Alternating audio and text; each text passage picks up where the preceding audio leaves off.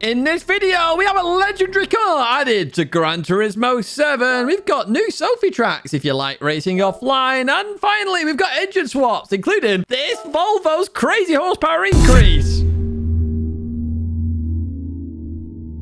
Hello everyone, and welcome back to a Gran Turismo video. It's patch day, it's a brand new patch, and we're going to go straight into the brand central there for the new cars. So head to Europe first of all, and we are looking for the Porsche logo there. So we're going to head to the showroom, and we're going to left click on the left hand side. But as I'm doing that, what you're going to do is hit the like and subscribe button if you do enjoy this content. I'm letting you know now just to remind you, and I'll remind you later on as well.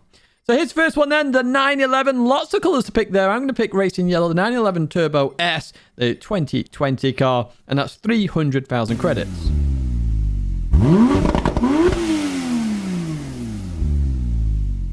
So there is a startup of that 911 S Turbo. Looks very nice on the interior. I do this every single time. We just have a peek at the car, and whether you will use this car in the future, we don't know. But Gran Turismo do like a Porsche race. So we jump back to the Porsche showroom where the second car actually is. I'm going to head all the way over to the Mission X. So this is technically potentially going to be, or was going to be, the hypercar for Porsche, but there wasn't that much interest in it.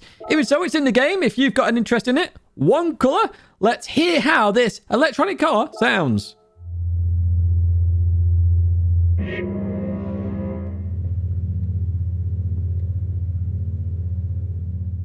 Blimey, it sounds like a Cylon there. But, I mean, the interior looks very nice indeed. As I say, this was a potential Porsche hypercar due to regulations in Europe. I don't believe they are going to make this now. I got that from a Shmee video, if you do watch Shmee 150.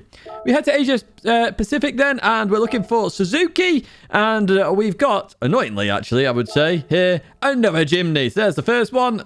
There's the second one that you can see. Not much difference in them. Not sure why we're getting this, if I'm honest with you, when there's plenty of other cars we could choose from. And I'm going to pick the usual colour. Let's have another listen to how it sounds again. Yeah, there's one little rev from the Jimny. It sounds exactly the same as the previous one. Again, I'm not sure of the relevance of this car going into Gran Turismo, if I'm brutally honest with you. So, a bit of a meh addition. But it's an addition all the same. Some of you may like the fact that you got an extra version of a Jimny. I don't know. We're going to head to the used car dealership next then to pick out our next car. And there it is. My favourite car of this patch is the Escort RS Cosworth. Look at that thing. I love this. This is a legendary car from my childhood. I remember that Hot Wheels car. You know, somebody wanted it that I had. I traded 50 Hot Wheels cars for just the one. Look, it's a beautiful car. Absolutely beautiful car. Let's have a listen.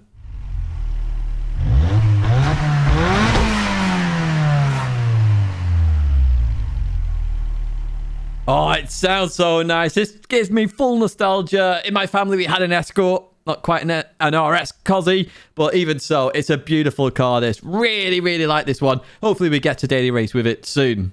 We jump back to the World Circuit area then, and we're actually on a different account here because in the legendary dealership is a £20 million edition now, or 20 million credits. The Mercedes-Benz W196R.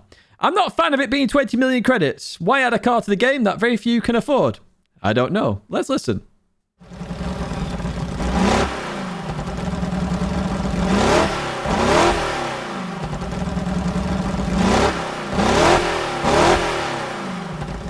It sounds proper old school, but again, I go to the point of why add a car at 20 million credits that hardly anyone can afford and no one's really going to want to sell other cars to use. Bit annoying. We'll get to the conclusion though later on. I'll talk about that a little bit more. Next up, we've got a new extra menu book. So for those that love collecting cars, you can now have an additional collection menu there. And I've already done it. The Ferrari Speciale there. And it's a 6-star roulette ticket, which is kind of nice. It does mean there's potential of big winnings from that roulette ticket if you already have these cars like I do right there. What I'm going to do, though, is quickly load that ticket, and I get the GT3 car there, the Mercedes-Benz GT3 car. So I could probably sell that for like 200, 300k. So a nice little bonus there for free. Some of you may get 1 million credits, which is going to be nice for you. Right, let's have a look at some of the new events then. So we've just gone to the World Circuits area, and what we're going to do is jump into Americas first. Now, one of these I don't have, which is the Jimny race. Okay, so there is a Jimny Cup there. We've jumped to Laguna Seca, though, where I do have access to the Porsche Cup. Probably should complete the game, shouldn't I, to be honest with you, so I have access to all areas. But yeah, the Jimny wasn't showing where it should show for me. That was the Porsche Cup. We head to Asia, Oceania then, and it's Mount Panorama for this one. And we go all the way to the right-hand side where we have the race of turbo sports cars there. So we've got a turbo and 700 ppls. You can enter it, and there is the prize winnings as well. Just to confirm, the Chimney Cup is at Grand Valley Highway. Just to confirm that for those that were wondering. So just jump to Trial Mountain then, because we have new SOPHY tracks there. And the forward layout of Trial Mountain, you can now race GT SOPHY for those that only race exclusively offline. I know some of you are like that because online is just atrocious for you in terms of your experience. In addition to that, we've also got a SOPHY race at Tokyo Expressway East Clockwise. So that's an addition there. It's a shame we haven't got all the Tokyo tracks yet with SOPHY to allow you to have different races. But even so, they exist now, and I'm just letting you know they are there. Finally, engine swaps. We have them each and every time. And if you've noticed, I'm in a Volvo because this Volvo 240 SE Estate now has an engine swap. Oh, it does. And do you know what's insane? That number right there, from 100 brake horsepower to 1,000 in the Volvo. How mental's that? But even so, we do have engine swaps. There are all the engine swaps that have been added in terms of this latest patch there. So you get the Alfa Romeo, the Audi R8. I nearly picked the R8 V10 Plus to see what's going on there. The Dodge Challenger Demon. What on earth are we putting in that? I'm not sure. But even so, what we're going to do is just do the engine swap. And because I love the animation so much, let's have a watch of it once again.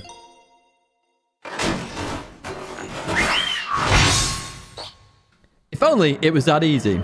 Right, okay, we jump now to the conclusions of this patch. So I'm a little bit disappointed with this patch, if I'm brutally honest with you. So in terms of the Nations Cup, by the way, some of you may have noticed you got credits yesterday. Apparently Doodle got that in Discord, but then suddenly it's still there today. So the Nations Cup round 4 is in the brand new Mercedes, so at least you get to try it at Spa-Francorchamps. So of course we're at Spa, where else would we be? So that is the Nations Cup round this Saturday. There is a bop change. I'll just put that in the background. It's just Group 3, apparently, but there is a Group 3 bop change for those interested in that, and hopefully your favourite cars have had a bit of a buff. Otherwise, you may be unlucky there with that one. Now, if you did, or eagle-eye viewers may have just seen that, a Volvo overtaking a Gosli. Yes, that's a 1,000 brake horsepower Volvo. The engine swaps are always good in terms of the game, in terms of adding a little extra content, and I really do enjoy that part of it. The fact there's no new tracks is a bit concerning to me. We've not had a new track in quite a while. Not one that's a race circuit. I know they have some in their back pocket that they can introduce into Gran Turismo 7. I don't know whether it's a licensing issue or something else, but for me, they really do need to introduce more tracks and allow us to race on those tracks as well, as rather than using Spa, Suzuka, Deep Forest consistently over and over and over again. This is where I'm going to get into the sport mode, because for me, sport mode needs a massive overhaul now. We've been using the same sport mode technically since GT Sport came out all those years ago. 5-6 years ago now, essentially, in terms of sport mode. It needs an overhaul. We want to have different races in terms of an endurance race, things like that. In terms of how you enter them, the penalty system needs changing. Just a massive overhaul is needed there. So I like to hope that that comes in the future. Now, if you do have a PS5 Pro, of course, this patch is for you. There are obviously some benefits to having the PS5 Pro with this patch, but I'm not buying one. I consider it a waste of money personally for the tiny bit of an increase in performance. As always, I will investigate bugs that I have reported in the past, if they've been fixed or not. And maybe I'll do a video, maybe I'll just mention it on Discord, or maybe I'll just add a comment down below. So just keep an eye out for that. As always, if you have enjoyed this video, do give it a like and do subscribe to the channel to stay in touch with all the latest content here on the channel. I do appreciate your support. Hopefully the patch has brought something good for you in terms of content. And I do appreciate that these content patches are free, which is actually appreciated from Gran Turismo. Thank you once again for watching, and I hope to see you in another video or live stream again very soon.